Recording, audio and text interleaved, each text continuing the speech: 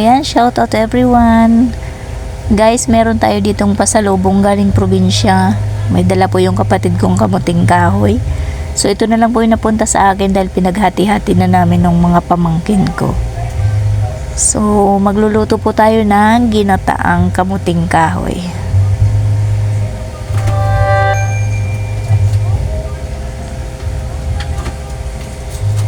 So magbabalat na tayo guys. Ayan, unahin natin tong maliliit. Ayan, madadagta pa. So wala tapong bagong-bago siya galing lupa. Malutong pa pong balatan.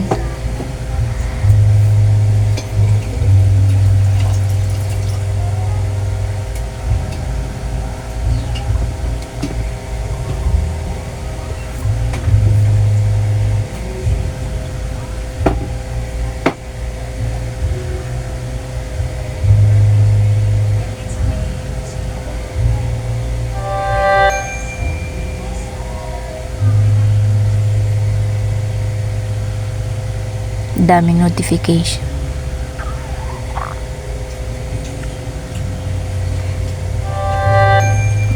Sunod-sunod ang notify. So yun guys, tapos natin balatan, nahugasan na rin. So ito na po yan. So nagtira po ako ng dalawa dahil parang may gusto po akong gawing merienda. Iyayadya din ko po ito. Tapos lalagyan ko ng asukal.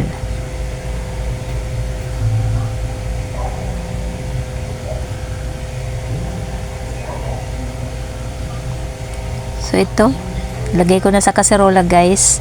So pakukuloan ko po muna ito ng kaunti dito sa tubig para maluto na siya dahil yung aking pong gata ay konti lang. So para po siguradong lutong-luto siya, ayan, ilalaga ko muna siya dito ng kaunting minuto sa tubig bago ko po siya igata.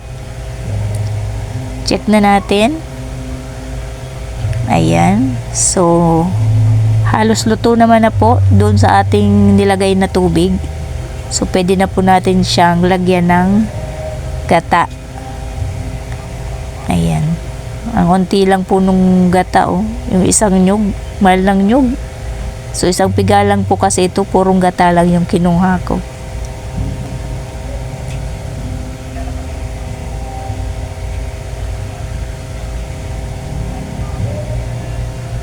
May music yung kapitbahay.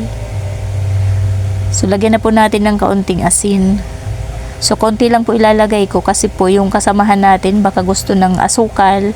So pwede niya pa po itong maisawsaw sa asukal. Nauumay po kasi ako pag matamis, kaya mas gusto ko po yung sa asin lang. Ayan, pakuluin na natin guys. Check na natin. Ayan. Parang ang sarap na.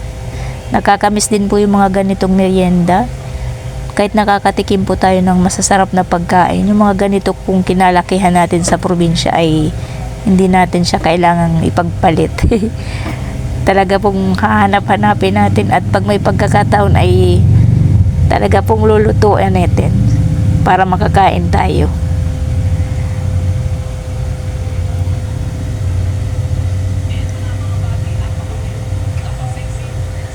So ayan, okay na, luto na guys. Magtitimpla din po ako ng, ayan, yung kape ko pong tinutong na bigas. Yun po ang aking imamatch dito sa ating kamuting kahoy na ginataan. Ayan. So parang nasa probinsya lang po tayo.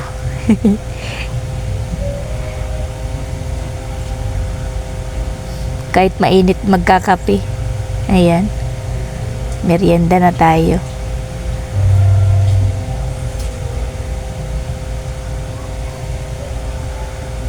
Lagi po akong nagtututong ng bigas. Yan na lang po ang aking kinakape para hindi na po ako nangangasim sa sikmura. Kain na tayo. Sarap. Ayan, ito po yung kape ko. So hindi pa siya masyadong kumano yung sa mainit. So ayan, merienda na po tayo. So hanggang dito na lang po ulit. Maraming salamat. Bye-bye po.